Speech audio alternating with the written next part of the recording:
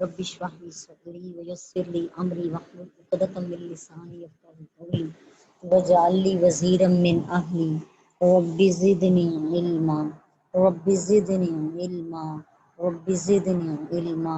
رب يسر ولا تعسر وتمم بالخير وبك نستعين اللهم اجرني في مصيبتي واخلف لي خيرا منها اللهم صل على سيدنا ومولانا محمد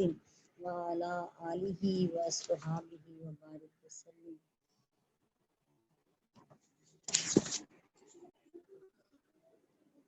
جامعہ دختران اسلام کے درس قرآن میں ترجمہ القرآن کلاس میں آپ سب کو خوش آمدید۔ آج جی ہماری سورہ البقرہ کی آیت نمبر 91 ہے۔ سورہ البقرہ آیت نمبر الرجیم بسم اللہ الرحمن الرحیم وَإِذَا قِيلَ لَهُمْ آمِنُوا بِمَا أَنزَلَ اللَّهُ قَالُوا نُؤْمِنُ بِمَا أُنزِلَ عَلَيْنَا وَيَكْفُرُونَ بِمَا وَرَاءَهُ وَهُوَ الْحَقُّ مُصَدِّقًا لِمَا مَعَهُمْ قُلْ فَلِمَ تَقْتُلُونَ أَنْبِيَاءَ اللَّهِ مِن قَبْلُ إِن كُنتُم مُؤْمِنِينَ۔ لفظی ترجمہ پڑھ لیتے ہیں۔ وَإِذَا اور جب قیل لہم کہا جاتا ہے واسطے ان کے، جب ان سے کہا جاتا ہے آمینو ایمان لاؤ بھی ساتھ ماں جو انزل اللہ تعالیٰ نے نازل فرمایا ہے، قالو تو وہ کہتے ہیں نؤمن ہم ایمان لائیں گے بھی ساتھ ماں جو انزل علینا جو ہم پر نازل کیا گیا ہے، ہم تو صرف اسی پر ایمان لائیں گے۔ وَيَكْفُرُونَ اور وہ انکار کرتے ہیں بِمَا ساتھ جو وراءہ اس کے علاوہ ہے، جو اس کے علاوہ کلام ہے ان سب کا انکار کرتے ہیں۔ وَهُوَ الْحَقُّ مُصَدِّقًا لِمَا مَعَهُمْ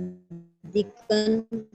اور تصدیق کرتا ہے لی واسطے ما جو معہم ان کے پاس ہے، جو ان کے پاس کتاب ہے اس کی اصلاً تصدیق کرنے والی ہے یہ کتاب۔ قل فرما دیجئے فالم پس کیوں تقتلون انبیاء اللہ، بس اگر تم واقعی اپنی ہی کتاب پر ایمان لاتے ہو تو پھر کیوں تم نے اللہ کے نبیوں کو قتل کیا؟ میں قبل یا کنتم صادقین، پہلے دور میں ان انبیاء کو ناحق قتل کیوں کیا اگر واقعی تم مومن تھے، اگر واقعی تم مومن ہو، سچے ہو۔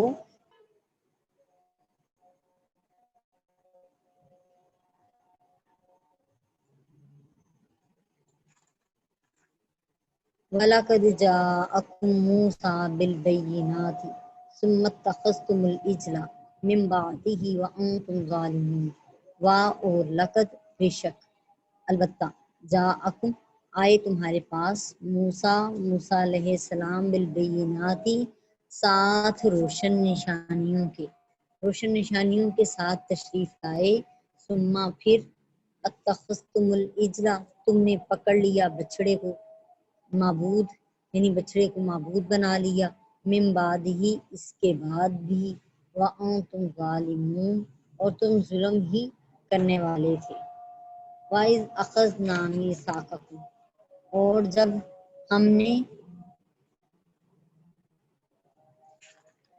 ہم نے وعدہ لیا، وَإِذْ أَخَذْنَا مِيثَاقَكُمْ اور جب ہم نے تم سے پختہ وعدہ لیا، وَرَفَعْنَا فَوْقَكُمُ الطُّورَ اور ہم نے تم پر کوہ طور کو بلند کر دیا، خُذُوا مَا آتَيْنَاكُمْ بِقُوَّةٍ وَاسْمَعُوا کہ پکڑو جو تمہیں ہم نے دیا ہے کتاب، جو ہم نے تمہیں کتاب دی ہے اس کو پکڑو، بِقُوَّةٍ مضبوطی کے ساتھ، وَاسْمَعُوا اور اس کے ساتھ غور سے سنو۔ قالوا تو تم لوگوں نے کہا سمیعنا ہم نے احکامات کو سن لیا، وعصینا اور ہم نے نہ مانا، واشربوا فی قلوبہم العجل اور رچا دی گئی تھی ان کے دلوں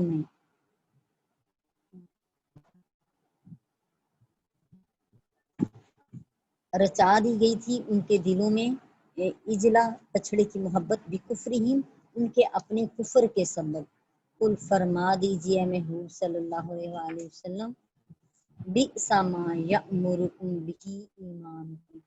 برا ہی ہے تمہارا ایمان جس کی وہ تمہیں حکم دیتا ہے، ان کنتم مؤمنین اگر واقعی تم ایمان والے۔ اعوذ باللہ من الشیطان الرجیم، بسم اللہ الرحمن الرحیم۔ بسات بھر اس کی ہم کرتے ہیں تبیان القرآن سے۔ اللہ تعالی ہمیں سمجھنے کی اور عمل کی توفیق عطا فرمائے، مجھے زبان کے فتنے سے بچائے اور آپ کو کان کے فتنے سے بچائے، اور ہمارے دلوں کو قرآن کی سچی محبت اور اطاعت نصیب فرمائے۔ اعوذ باللہ من الشیطان الرجیم، بسم اللہ الرحمن الرحیم۔ اور جب ان سے کہا جاتا ہے کہ جو کتاب اللہ تعالیٰ نے اب نازل فرمائی ہے یعنی قرآن پاک، اس کو مانو یعنی اس پر ایمان لاؤ، تو کہتے ہیں کہ جو کتاب ہم پر پہلے سے نازل ہے یعنی تورات، ہم تو صرف اسی کو مانتے ہیں، یعنی یہ اس کے سوا کسی اور کتاب کو مانتے ہی نہیں، حالانکہ وہ سراسر یعنی قرآن پاک سراسر سچی کتاب ہے جو ان کی آسمانی کتاب کی تصدیق کرتی ہے،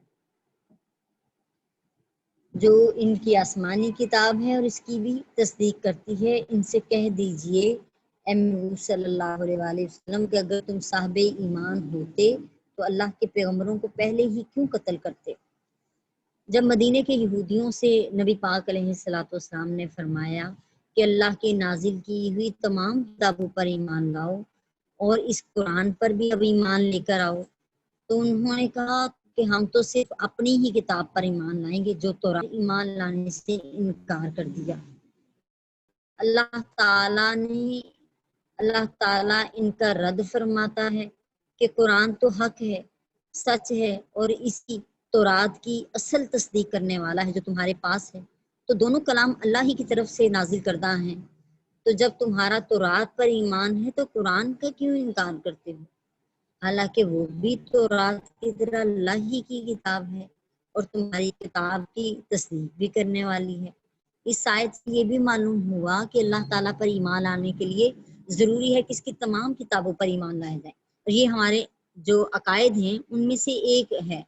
کہ سب کتابوں پر ایمان لانا ہے۔ آمنت باللہ و ملائکتہ و کتبہ و رسلہ والیوم الآخر والقدر خیرہ و شرہ من اللہ تعالی والبعث بعد الموت، جس میں یہ بیان ہوا ہے کہ ہم اللہ پر بھی اور اللہ کے ملائکہ پر بھی اور تمام کتابوں پر اور تمام رسولوں پر ہم ایمان لاتے ہیں۔ لہٰذا یہاں پہ بھی جب ان سے یہی کا ہماری ایمان کا بھی یہ حصہ ہے کہ ہم سب کتابوں کو مانیں کہ سب کتابیں اللہ تعالیٰ کی طرف سے نازل کردہ ہیں اور الہامی کتابیں ہیں، اور قرآن بھی اللہ تعالیٰ کی الہامی کتاب ہے۔ ہاں، بعد میں جو ان میں چینجز آئے ہیں اور وہ اس کی گواہی بھی قرآن دے رہا ہے ہم کہ کیسے وہ اس کتاب میں انہوں نے ان کتابوں کو چینج کیا۔ پھر اللہ تعالیٰ ان پر دوسری حجت قائم فرماتا ہے کہ اگر تم تورات پر ایمان لانے والے ہو تو تم انبیاء علیہ السلام کو قتل کیوں کرتے تھے؟ اس آیت میں نبی کریم علیہ السلام کے زمانے کے یہودیوں کی طرف قتل کی نسبت کی ہے، حالانکہ قتل ان سے پہلے یہودیوں نے کیا تھا۔ اس کی وجہ یہ ہے کہ یہ ان کے اپنے جو ان کے آباء و اجداد نے یہ کام کیے تھے، ان کے آباء و اجداد نے نبیوں کو ناحق قتل کیا تھا اور کچھ انبیاء کرام کو انہوں نے جھٹلایا تھا، تو اس اپنے آباء و اجداد کے اس فعل پر، اس عمل پر وہ راضی تھے اور اس کو اللہ کے حکم کی مخالفت اور معصیت نہیں سمجھتے تھے، یعنی برائی کو برائی نہیں سمجھا، جو ان کے بڑوں نے کیا اس کو حق سمجھا اور اسی پر ہی اڑے رہے، ڈٹے رہے، چاہے وہ ان کی غلطیاں ہی تھیں اور جو ہے اللہ تعالیٰ کی ناراضگی اسی کی سبب سے تھی، لیکن انہوں نے سوچنے سمجھنے کی کوشش نہیں کی بلکہ نہ ہی کسی بیزاری کا اظہار کیا۔ اس وجہ سے اللہ تعالیٰ نے ان کی طرف قتل نسبت کی ہے کہ تم لوگ کیوں قتل کیا کرتے تھے اس پہلے انبیاء کرام کو، اگر واقعی تم ایمان میں سچے تھے تو وہ انبیاء کرام جو یہ کلام لے کر آئے اور اسی کلام کی احکامات کی تبلیغ کرتے رہے ہیں، پھر ان انبیاء کو تم نے کیوں چھوڑا؟ اور موسیٰ علیہ السلام تمہارے پاس کھلے ہوئے معجزات لے کر آئے تو تم ان کے کوہ طور جانے کے بعد بچڑے کو معبود بنا بیٹھے اور تم اپنے ہی حق میں ظلم کرتے تھے۔ اس سے مراد یہاں پہ جو آیات بینات کہی گئی ہیں وہ روشن نشانیاں، اس کے حوالے سے قرآن پاک میں آیا ہے، بنی اسرائیل کی 101 آیت نمبر ہے، جس میں فرمایا ہے اللہ تعالیٰ نے کہ بے شک ہم نے موسیٰ علیہ السلام کو 9 روشن نشانیاں دی۔ تو 9 روشن نشانیاں عطا کی۔ ہم سنیں گے کہ وہ 9 روشن نشانیاں کون کون سی تھیں۔ سن لیجئے، نمبر 1 ہے عصائے موسیٰ، جس سے آپ نے لاٹھی ماری تھی، 12 چشمے پھوٹ پڑے تھے اور ہر گروہ نے اپنا اپنا چشمہ پہچان لیا تھا۔ سو عصائے موسیٰ جو تھا، اور وہ عصا جو کہ آپ پھینکتے تھے اور یہی عصا اژدہا بن جاتا تھا، اس عصا کو یہ نبی حضرت موسیٰ علیہ السلام کے پہلا معجزہ تھا۔ دوسرا معجزہ ید بیضا تھا، یعنی آپ اپنا ہاتھ اپنے گریبان میں ڈالتے تھے اور وہ ٹیوب لائٹ کی طرح روشن ہو جاتا تھا۔ تیسرا معجزہ حضرت موسیٰ علیہ السلام کی زبان کی لکنت تھی۔ آپ کے بچپن میں یہ واقعہ ہوا کہ چھوٹی عمر میں موسیٰ علیہ السلام نے فرعون کی جو ہے جس پر اسے فرعون کو بہت غصہ آیا اور اس نے ارادہ کیا کہ موسیٰ علیہ السلام کو نقصان پہنچائے، تو بی بی آسیہ علیہ السلام نے ان کو فرعون کو منع کیا اپنے شوہر کو، اور کہا کہ یہ تو بچہ ایسے کیا پہچان ہے اس چیز کی، کیا صحیح ہے کیا غلط ہے۔ تو اس پر آپ نے دلیل دینے کے لیے ان کے سامنے ایک طرف پھل رکھ دیا اور دوسری طرف جو ہے رکھ دیے کوئلے رکھ دیے جلتے ہوئے۔ تو آپ نے اس سے پہلے کہ آپ پھل کی طرف ہاتھ اٹھے، حضرت جبریل امی علیہ السلام نے آپ کا ہاتھ کوئلوں میں رکھا اور انہوں نے کوئلہ اٹھا کے اپنی زبان پہ رکھ دیا، اور جس سے آپ کی زبان میں لکنت پیدا ہوئی اور آپ درست بول نہیں پاتے تھے اور بولنے میں تھوڑی دشواری ہوتی تھی، دوسرے کو سمجھنے میں تھوڑی دشواری تھی۔ سو یہ بھی اللہ تعالیٰ نے جب آپ کو نبوت عطا کی تو پھر بنی اسرائیل کے لیے سمندر کو چیر دیا۔ یہ چوتھا ان کا معجزہ تھا۔ اور یہ کون سا سمندر تھا جی؟ بحر کلزم تھا، جس کو چیرا گیا تھا اور راستہ بنا دیا گیا تھا۔ 5واں عذاب ان پر قوم فرعون پر ٹڈی دل کا عذاب آیا تھا، اور چھٹا عذاب طوفان کی صورت میں آیا تھا، ایک سخت طوفان تھا۔ 7واں عذاب ان پر 7واں جو معجزہ تھا وہ بدن کے کپڑوں میں، جو بدن پر کپڑے پہنے ہوتے تھے ان میں جوئیں پیدا ہو جاتی تھیں۔ اور 8واں عذاب تھا جی مینڈکوں کا عذاب، کہ ہر چیز میں مینڈک گھومتے پھرتے تھے، یہاں تک کہ 9واں عذاب خون کا عذاب تھا، ہر برتن میں خون آ جاتا تھا، پانی جو ہے وہ خون میں بدل جاتا تھا، پینے کے قابل نہیں رہتا تھا۔ لہٰذا ان نشانیوں کے لیکن ان نشانیوں کے باوجود ان کے شرک اور بت پرستی میں کوئی کمی نہ ہوئی۔ انہوں نے اللہ کی نعمتوں پر شکر کرنے کے بجائے بچڑے کی پرستش کرنا شروع کر دی۔ اسی کو اللہ تعالیٰ نے ظلم فرمایا ہے، کیونکہ کسی مستحق شخص کا حق کسی دوسرے کو دے دینا سب سے بڑا ظلم ہے۔ اور اس سے بڑھ کر اور کیا ظلم ہوگا کہ اللہ کا حق کسی دوسرے کو دے دیا جائے، کہ جب یہ جسم ہمارا اپنا اللہ کا عطا کردہ ہے، آنکھیں اللہ کے عطا کردہ، روح اللہ نے ڈالی ہے، ہر چیز صحیح اس کی جگہ پہ لگا دی، زمین اللہ نے ہمارے لیے سیدھی فرما دی ہے، ہمارے لیے پودے پیدا کر دیے ہیں، اگا دیے ہیں، ہمارے لیے جانور پیدا کر دیے ہیں۔ اللہ تعالیٰ نے پہاڑ پیدا کیے ہیں کہ زمین کہیں ہمارے وزن کو بوجھ کو اٹھا کر کانپنا نہ شروع کر دے، لہٰذا اس کو اس طریقے سے گاڑ دیا ہے زمین میں کہ یہ ہمارے وزن کو اٹھا سکے۔ ہر نعمت، سورج کو دن اور رات کے لیے جو ہے پیدا کر دیا ہے، سورج ہے، چاند ہیں، ستارے ہیں، یہ سارا کچھ اللہ تعالیٰ کا عطا کرتا ہے۔ ہر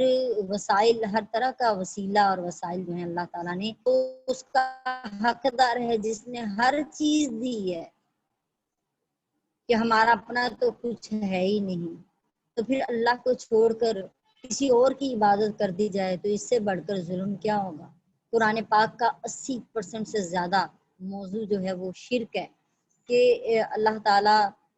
چھوٹے گناہ معاف کر دے گا جس کے لیے چاہے گا، لیکن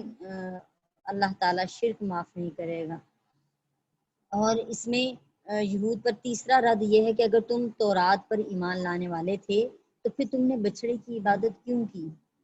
پھر بچڑے کی عبادت میں کیوں مشغول ہو گئے۔ اور جب ہم نے تم لوگوں سے پکا وعدہ لیا اور کوہ طور کو تم پر اٹھا کھڑا کیا اور حکم دیا کہ جو کتاب ہم نے تم کو دی ہے اس کو زور سے پکڑو اور جو تمہیں حکم دیا گیا ہے اس کو غور سے سنو، تو وہ جو تمہارے بڑے تھے کہنے لگے ہم نے سن لیا لیکن ہم مانتے نہیں، یعنی ہم ایمان نہیں لاتے، ہم تسلیم نہیں کرتے، ہم عمل نہیں کریں گے، اور ان کے کفر کے سبب بچڑا گویا ان کے دلوں میں رچ گیا تھا۔ اے پیغمبر صلی اللہ تعالی علیہ وآلہ وسلم ان سے کہہ دیجئے کہ اگر تم مومن ہو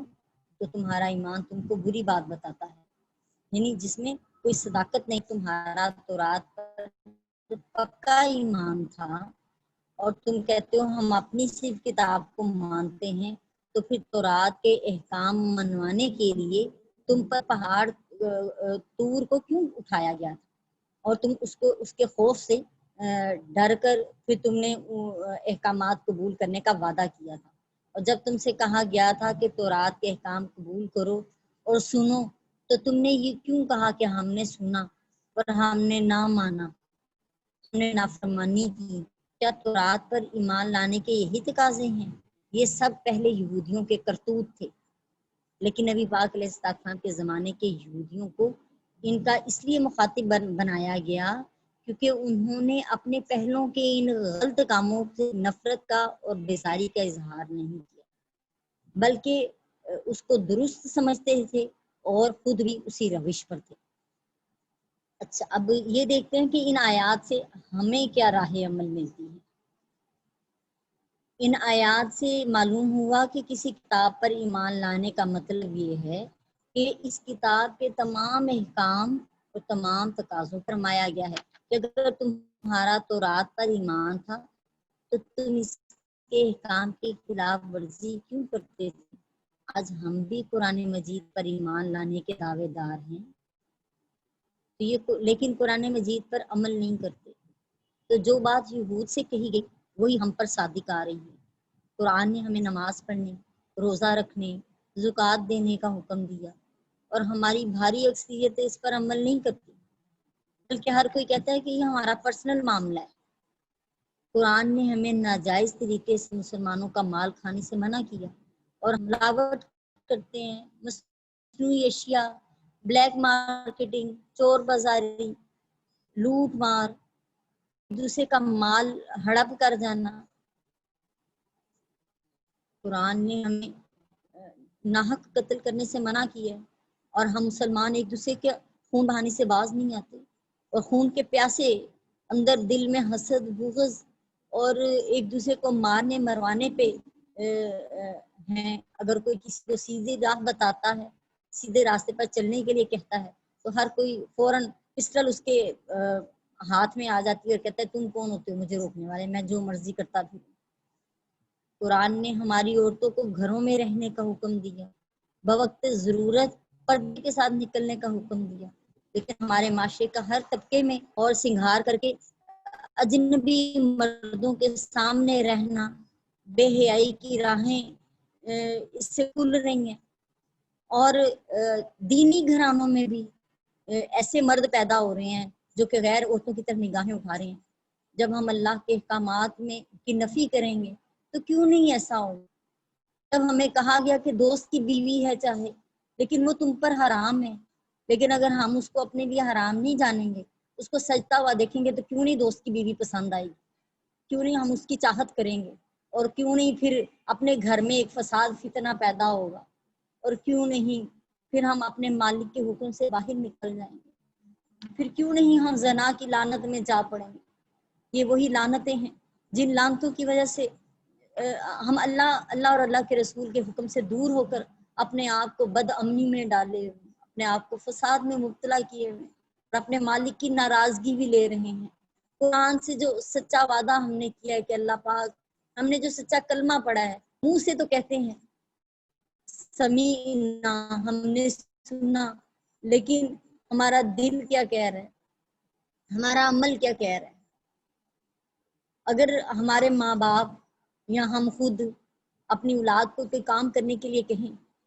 اور اولاد ہمیں گلے لگا رہی ہے اور ہمیں پیار کر رہی ہے اور کہہ رہی ہے کہ ہمیں آپ سے بڑی محبت ہے، لیکن جب آپ انہیں کام کے لیے کہیں اور وہ کہیں کہ نہیں ہم سے یہ کام نہیں ہو سکتا، خود ہی کر لیں، تو آپ کیا کہیں گی؟ دوبارہ وہ آپ کو چومنے لگے گی، آپ سے پیار کرنے لگے گی، آپ کہیں گے میرے قریب مت آؤ، اگر تم نے میرا حکم نہیں ماننا، میری فرما برداری نہیں کرنی، تو یہ تمہارا دعوی محبت غلط ہے اور کچھ نہیں ہے۔